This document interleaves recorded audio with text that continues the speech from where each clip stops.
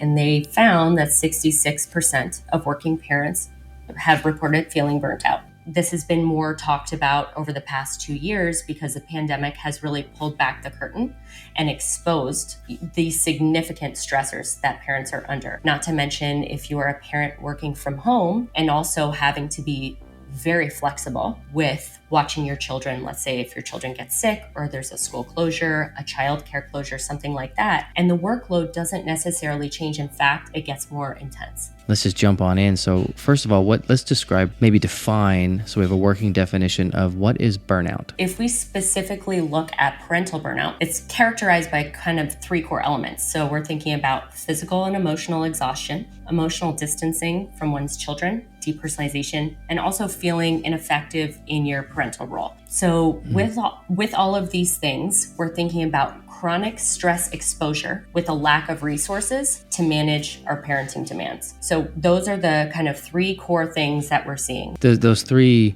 areas are so key, and you're right, the workload doesn't change. It does get more intense. The demands are still there. You linked an article. That article you shared was really discussing this, right? And so what was kind of the key points of this article that came out yesterday that we were kind of reviewing? Yeah, so it's interesting. So it came out yesterday on today. So the article is on today.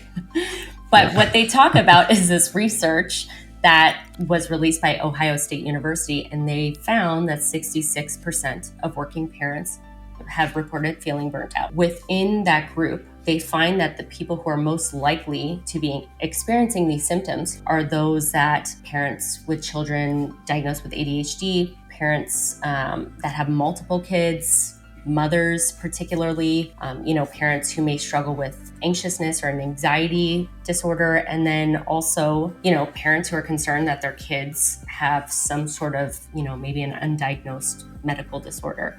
Maybe they have their own anxiety or they're experiencing depression.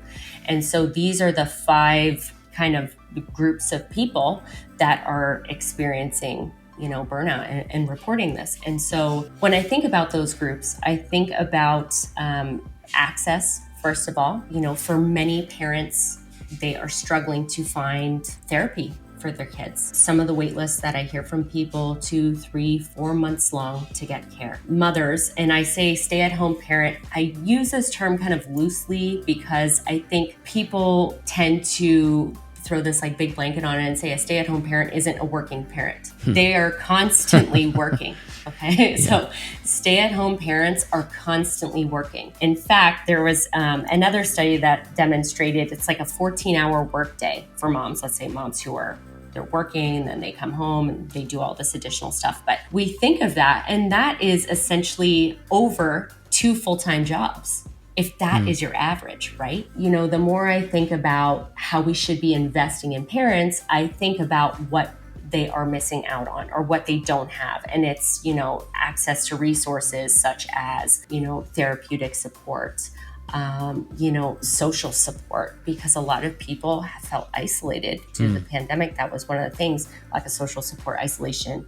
Lower income families are facing more barriers to accessing care. And then in addition, how are partners involved? And, as I mentioned to you when I sent you that other article about partners not being able to attend visits with an expecting partner, that is another layer. I'm wondering from your professional experience, as well as just from the research and data that you're seeing, have you seen a difference in this parental burnout, men against women? Is it similar? Is it completely different? Or what are you kind of seeing? What's the data showing? There is a bit of a difference. I do know from speaking with people that a lot of fathers find that they don't feel comfortable. They say, I feel like I'm complaining when I shouldn't be complaining about this. I don't want to come forward and say this because I feel embarrassed by it. What is my partner going to think of me? What will people at work think of me if I need to take a mental health day? If I want to take parental leave? If you're going through something and you're really struggling with this and you can't navigate, maybe the lack of community support, or you don't feel comfortable or safe going to a therapist. And I say comfortable in that,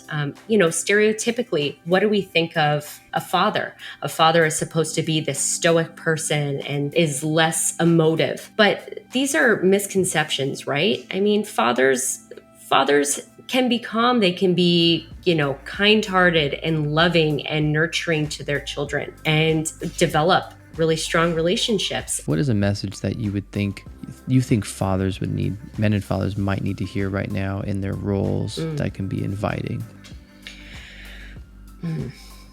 I see you and I hear you.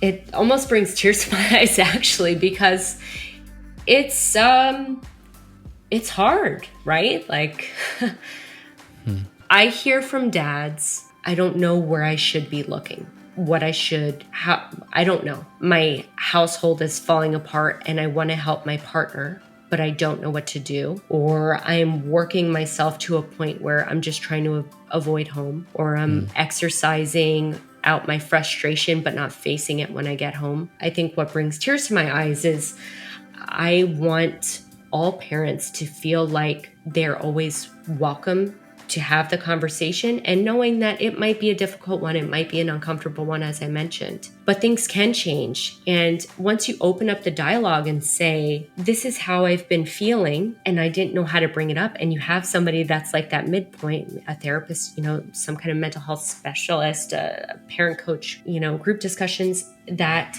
you kind of get there and say, you're in the right place. And you're not the only person going through this at all.